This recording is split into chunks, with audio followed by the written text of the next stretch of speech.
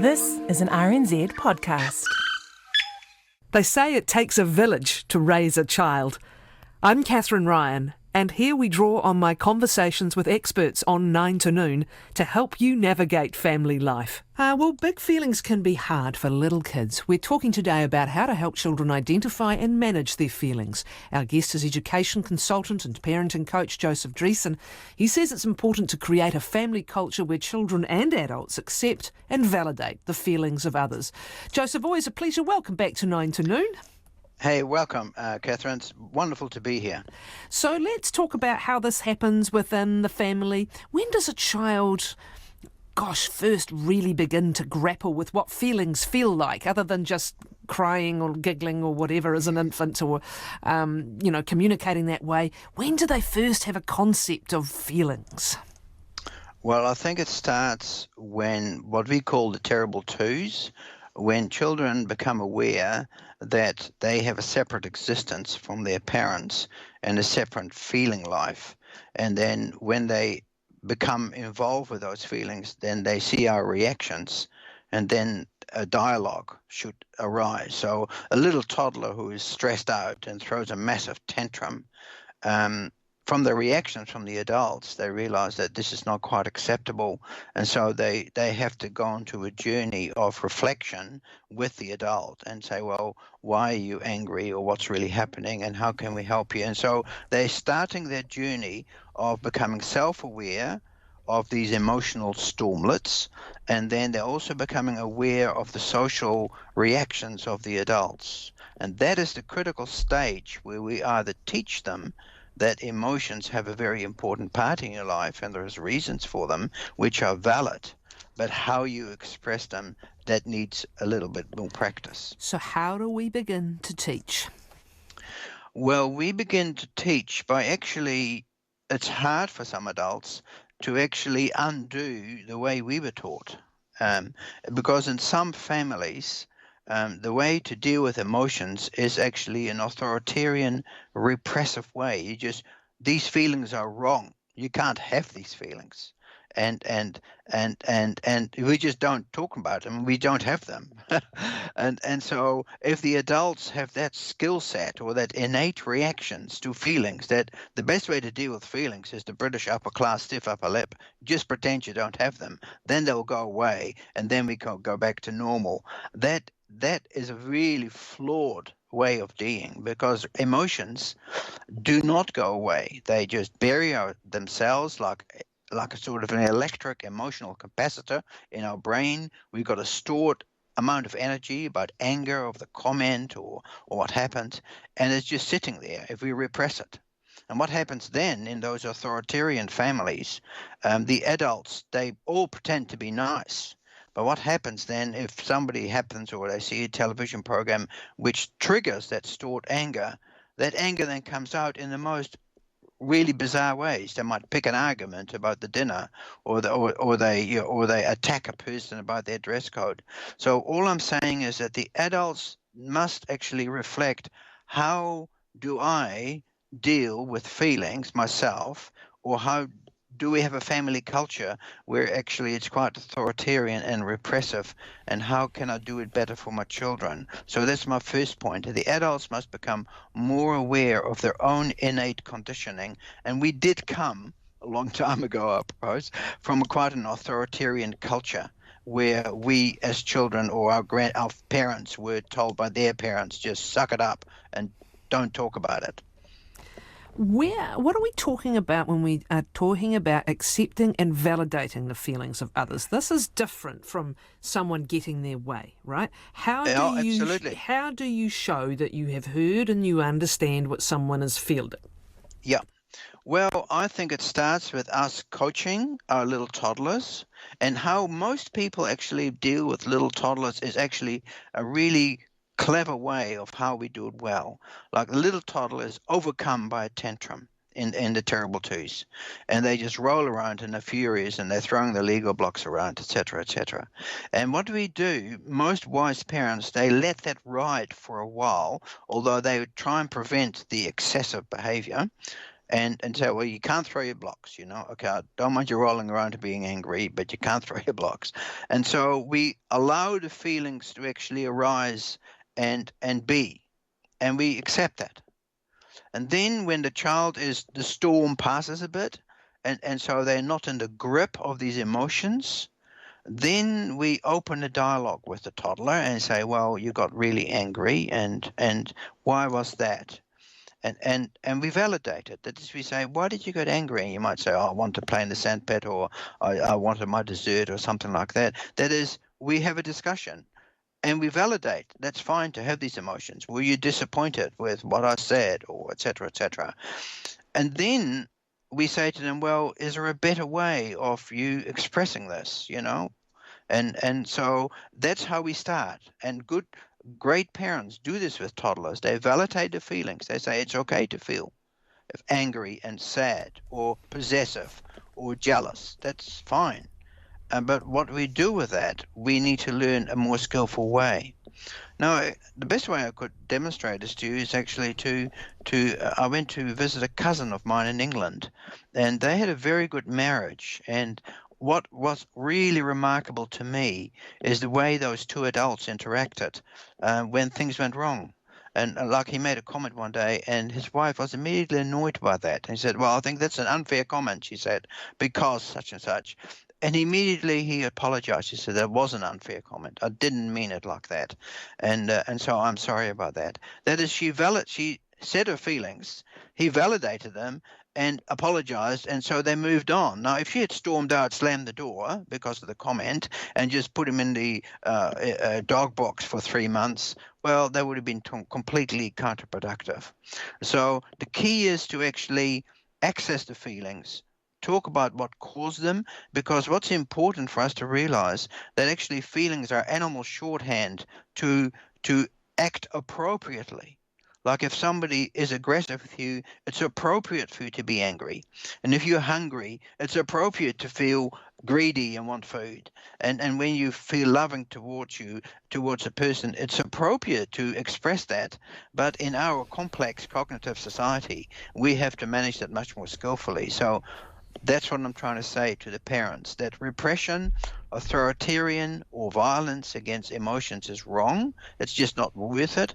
It is acceptance of the emotions, but the guiding of the actions. There's another reason why parents have to watch their own reaction, isn't it? It's not only the modelling and the teaching of how to do things, it's that children actually really need adults to be moderate and calm. I mean, no one's perfect. We've all experienced the blow-ups, but they have a need for an overwhelming environment where typically the grown-ups are the ones who calm things.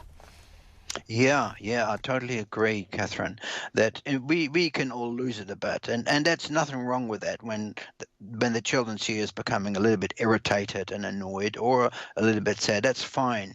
They can cope with that. But when we become immoderately angry or immoderately sad, when we burst into tears in front of our toddlers and cry, their little world is rocked, because they think we are sort of perfect giants, we know what we're doing, and they need that. So we model to them. Our modeling of our own emotional response is that we don't deny that we're a little bit annoyed, and we might say, look, that really annoyed me, you know what I mean, and I'm a little bit irritated about that, but let's try and move forward.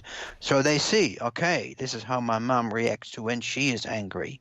And so some people, of course, we're all different. Neurologically, we're all different. So the research shows that some of us feel emotions very, very intensely, and then we try and release that energy of the emotions, often through talking or crying or yelling or slamming doors. We do that ourselves. And some people find it much harder to be emotionally calm, and they need to really think, would it help me to go into some kind of yoga system or mindfulness, or go to a counselor and talk about my own emotions? Because the stable professional adult who is actually on deck all day and sees their family as sort of a professional endeavor, like I'm a team leader of a team, that professionalism and stability really gives the children security. Let's talk about the major kinds of feelings that will be experienced by children and in different ways at different ages. The first one is the biggie, isn't it? Love. But everything that Yeah. can be love can create all sorts of sub-feelings, if you know what I mean. So Yeah. talk us through some of these big emotions. Well, that's a really great one to start with, because our need for love is so fundamental to our well-being. That is, the need to be loved is just it's just important to us enormously. We can't function as adults if we're not loved. And our need for a love is actually much greater than animals in some ways, because we live much more complicated lives. But we need that emotional care. But a child can show that by wanting a hug from its mum. It can show that it's sad when they're dropped off at kindy.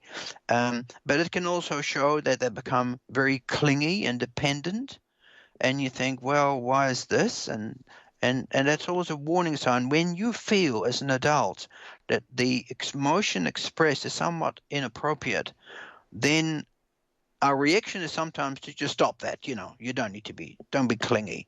But in fact, a clingy child, which is actually expressing its need for love, if you actually do a cold analysis of their life, that is a clinical analysis of their life, nearly invariably you'll find that there was an episode in the life of their child that they just felt, you're not there for me.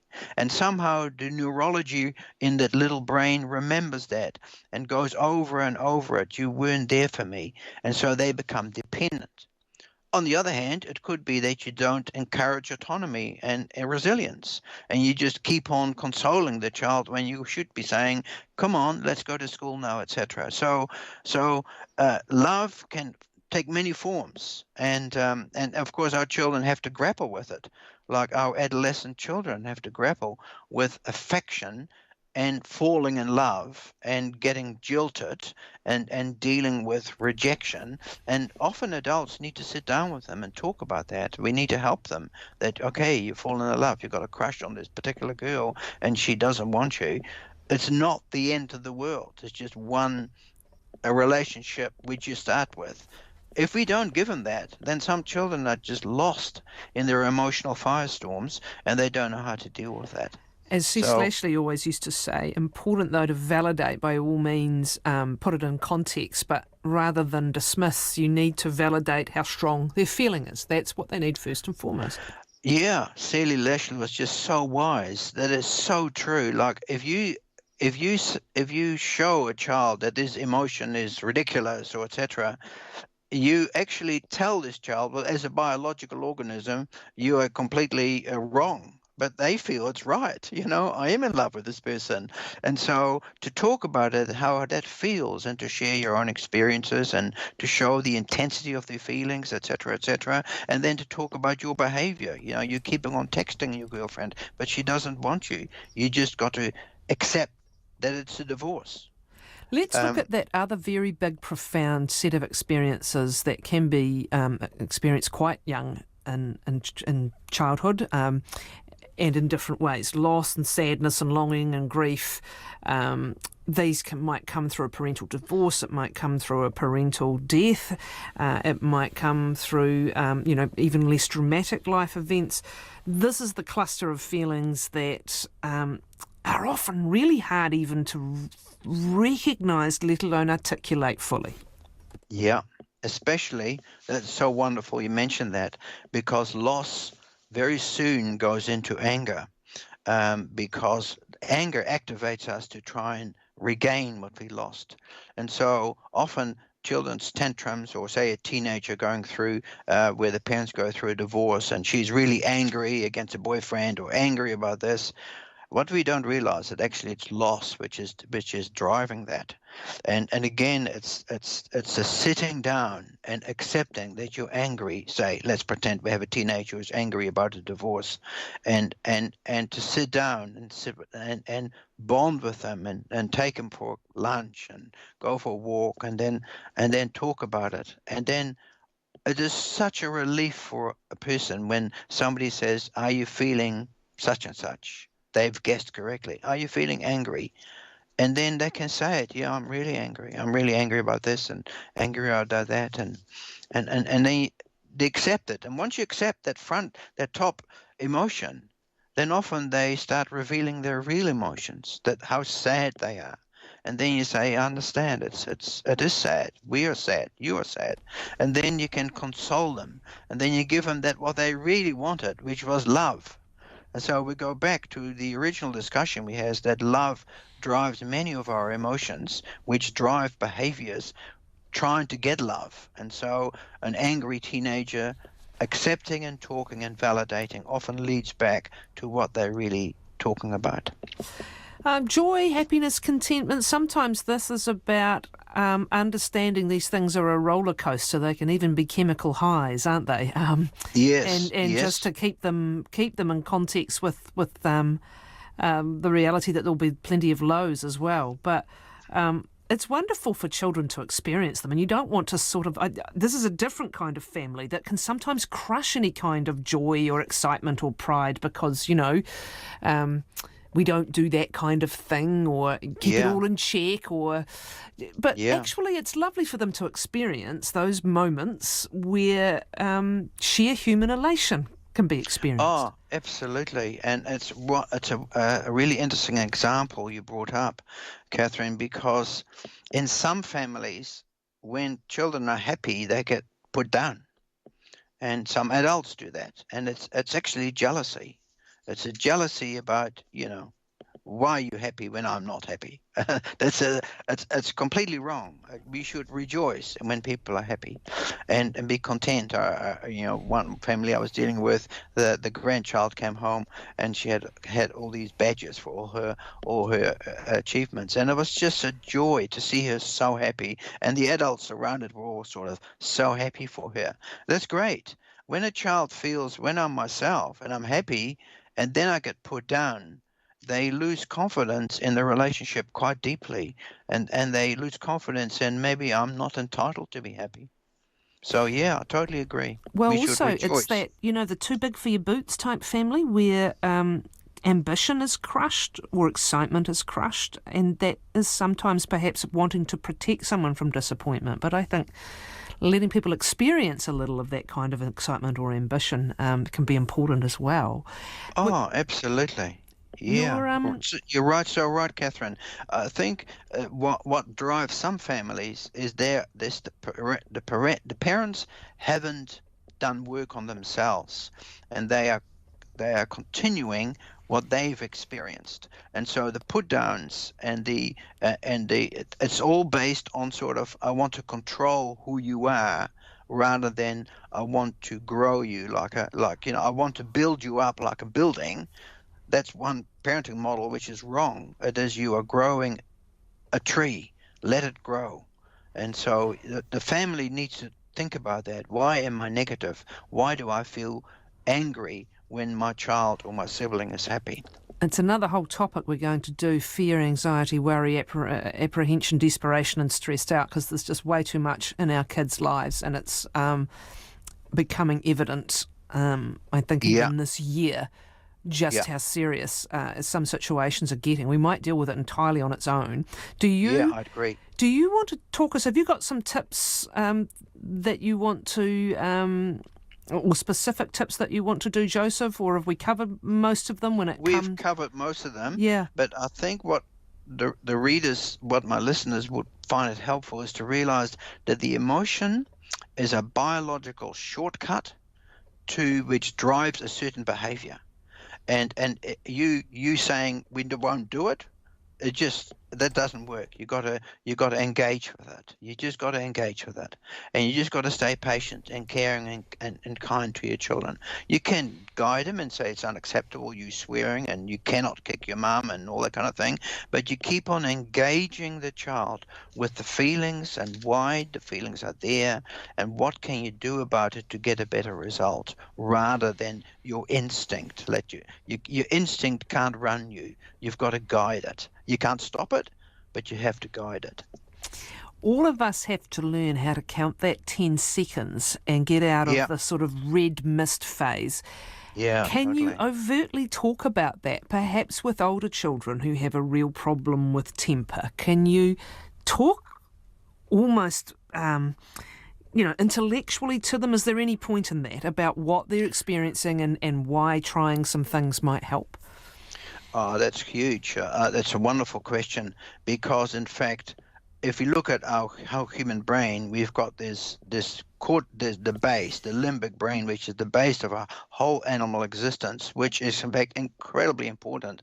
And then we've got quite a thin layer of a cortex, which is all associated with language. And we as humans govern our emotions through language. And so empowering our children with language is really important.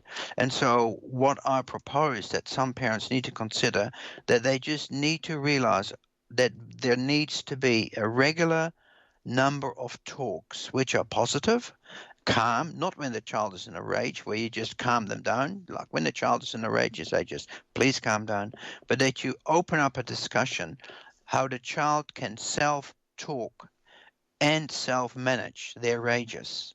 And you just got to keep on repeating. You realize that when you make comments like that or you attack a person like that there will be repercussions, that there will be reactions, and you don't want that. There must be a better way. So constantly talking, allowing the child to feel their feelings, but then articulate a conceptual framework how to manage them. That is a really cool way. And what I found from my experience dealing with difficult children is that it was incredibly helpful for me to accept that there was going to be a number of conversations. And so I just accepted them and I asked them to come back to my office and talk with me. And then they would go away again. But then I would call them up 2 weeks later and say, have you had any further thoughts about it? I learned that a succession of discussions was way more effective than one intense one. Wonderful. Thank you so much, Joseph. And if you would want to perhaps come back another time that suits on the fear, anxiety, worry, apprehension and stress. It's just been such a year, and it's come on top of matters that we were already worrying about with our kids, right? The whole 24/7 switched on, the whole, constantly under surveillance and scrutiny thing that is their lives now. Love to talk about that. Thank you very much. Joseph Driessen, education consultant.